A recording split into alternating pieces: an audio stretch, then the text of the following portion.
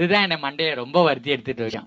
என்ன அப்படின்னா, அப்பா செத்து போனார் இயற்கை எழுதினார், அம்மா செத்து போனார் இயற்கை எழுதினார், ஏன் ஊறுகாய் இயற்கை எழுத மாட்டேங்குது?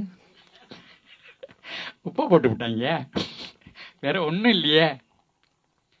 அப்போ இப்போ மரத்துலேருந்து உளுந்த பழம் 4வது நாள் மண்ணோட மண்ணா ஆயிடுது. ஆனால் ஊறுகாய் 1 வருஷம் நாள் பாக்கெட் உள்ள அப்படியே இருக்க. உப்பை போட்டுட்டாங்க. உப்பு நுண்ணுயிர்களை கொலை பண்ணிடுது. நுண்ணுயிர்கள் தான் ஒரு பொருள் நுண்ணா மாற்றணும். அந்த நுண்ணுயிர்களை கொண்டுடுச்சு. அப்பா செத்து போனார், சொந்தக்காரவங்களுக்கெல்லாம் தகவல் போயிடுச்சு, வர்றதுக்கு கொஞ்சம் லேட் ஆகுது, அதுக்குள்ளே இந்த உடம்பு உப்புது இல்லை, நுண்ணுயிர் அங்கே வேலை செய்ய ஆரம்பிச்சிருச்சு இல்லை. அப்புறம் தான் இயற்கை எழுதினார். அப்போ அந்த நுண்ணுயிரை அழிச்சிட்டிங்கன்னா இயற்கையை சுத்தமாக அழிச்சு தள்ளிடலாம்.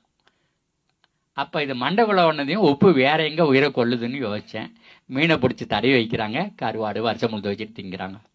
ஆடை அறுத்து தின்ன பிறகு மிச்சர்களை உப்பை தடவி கயத்தில் ஊற்றி தொங்க விடுறான், உப்பு கொண்டான், வருஷம் முழுது வச்சுட்டு திங்கிறான், உயிரை கொண்டு விடுது. அப்படின்னா மூட்டை மூட்டையா லாரியா யூரியா டிஏபி பொட்டாசு எல்லாத்தையும் கொண்டு நம்ம மண்ணில் கொட்டினாங்களே, நம்ம மண்ணெல்லாம் இப்போ உப்பு கொண்டமும் கருவாடாகவும் இருக்குன்னு நினச்சேங்க யார். அப்போ தான் இந்த தாடி என்னமே எடுக்கிறதுலேன்னு முடிவு பண்ணேன். அறிவு இங்கே இருக்குது, அறிவு காலேஜில் கிடையாது, புத்தகத்தில் கிடையாது.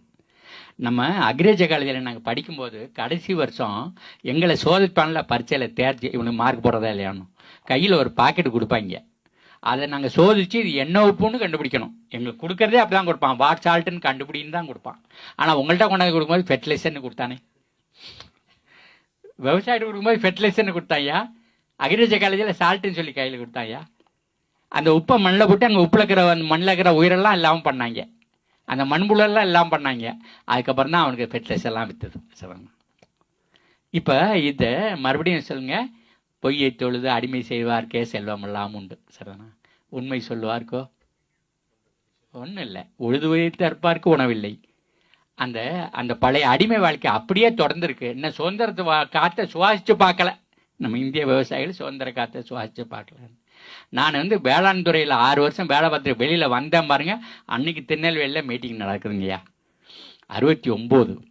அன்னைக்கு துணை டைரக்டராக இருந்தான், பின்னாடி அவன் டைரக்டராக வந்தான், வெங்கட்ராமன் பேர். அப்புறம் அவன் அமெரிக்காவுக்கு போனான், வேர்ல்டு பேங்கில் வேலை பார்த்தான். அங்கேருந்து திரும்பி மறுபடியும் இங்கே பிளானிங் கமிஷனில் உட்காந்தான். எல்லாமே சேர்ந்து அழிச்சதுலாம் அவங்க தான் அழிச்சாங்க. ஆனால் அந்த ஆள் எங்களை பொறுத்தவரைக்கும் ரொம்ப நல்லவன், விவசாயியை பொறுத்தவரையிலும் அவ்வளவு பிரியமாக இருப்பான், அவ்வளவு நல்லா பேசுவான், நல்ல பேச்சாளர். அவன் கையில் ஒரு நாற்று வச்சுருக்கான், 5-8 நாற்று வச்சுருக்கலாம். மேலே எவ்வளவு இலை இருக்கோ அவ்வளவு இலைக்கு கீழே அந்த வேர் இருக்குது. அப்போ அந்த ஆள் சொன்னான், இங்கே பாரு, மாடு நிறையா பால் கறக்கணும்னா வாய் வளமாக இருக்கணும்னு சொல்லுவான். மாடு நிறைய சாப்பிட்டதுன்னா அது ரத்தமாக மாறும், ரத்தம் பாலாக மாறும். அப்போ மாடு நிறையா பால் கறக்கணும்னா வாய் வளம் இருக்கணும். அப்போ இந்த நெல் இருக்குதே, இது நிறைய ரசாயன உரத்தை சாப்பிடும், அதை நிறையா நல்லா மாற்றும்னு சொன்னோம். அப்போ இங்கிலீஷில் அதுக்கு பேர் என்ன? High fertilizer responsive strain. இப்போ நம்ம நெல்லுகள் இருந்ததே, பழைய நெல் ரகங்கள், அது எங்கள் அப்பா உள்ளே போனார்னா வெளில தெரிய மாட்டார், தோளவரத்துக்கு வைக்கலாம், அது மேலே காத்துன்னு இருக்கும். அப்போ அது அவனுடைய ஃபெர்டிலைசரை போட்டதையும் சாஞ்சிருச்சு. அவன் ஒன்னே சொல்லிட்டான், உன் நெல் மோசம்னு சொல்கிறான். ஏன் நெல் மோசம்னா யூரியா திங்க மாட்டேங்குதுன்னு. அவன் யூரியா விற்கிறதுக்காக வந்தவன். 1952 இங்கே முதல் எலெக்ஷன் வருது. அப்போவே ஃபோர்டு ஃபவுண்டேஷனுக்கு வந்துட்டான் அவன், மோட்டார் கம்பெனிக்காரன். ராக்ஃபெல்லர் ஃபவுண்டேஷனுக்கு வந்துட்டான் அவன், எண்ணெய் விற்கிறவன், பெட்ரோல் கம்பெனிக்காரன். பெட்ரோல் கம்பெனிக்காரனுக்கும் மோட்டார் விற்கிறவனுக்கும் இங்கே இருக்கவெல்லாம் திங்கறலைன்னா அவ்வளோ பெரிய இன்ட்ரெஸ்ட்டு. ஆனால் நமக்குலாம் தெரியாதுயா, அந்த இளமையில் இவ்வளோ பெரிய சூதுவாலெல்லாம் இருக்கும்னு அக்ரிகல்ச்சர் கிராஜுவேட்ஸுக்கெல்லாம் ஒருத்தனுமே தெரியாது, இன்றைக்கும் ரொம்ப பேருக்கு தெரியாது.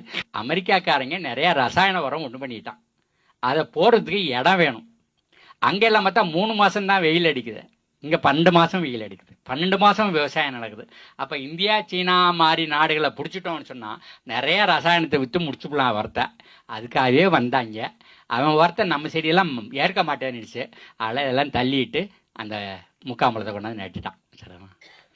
அதை நம்ம குணசேகரன், நம்ம பாண்டிச்சேரி தமிழ் பேராசிரியர், அவர் பாடினார், முக்காம்பழம் நெல் பயிர் 30 கஜம் தண்ணி கிணறு, நிற்காம தான் தண்ணி இறைச்சேன், நெல் பயிர் கருகி போச்சு முக்காம்பழம்.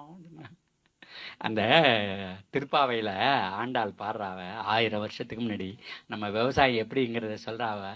ஒங்கு பெருஞ்சென்னல் ஊடு கயலுகளா அப்படின்னு சொன்னானா, பயிர் அப்படி வளர்ந்து நிற்குதா, நெல் பயிரை உழுகுல கெண்டை மீன் துளிக்கிட்டு இருக்குதா, அதே களை எடுத்து முடிச்சிடுது, அதே பூச்சியெல்லாம் பிடிச்சி தின்னு விடுதே, அது உரம் போட்டுடுச்சே, அந்த நெல்லுக்கு போட்டுடுச்சே.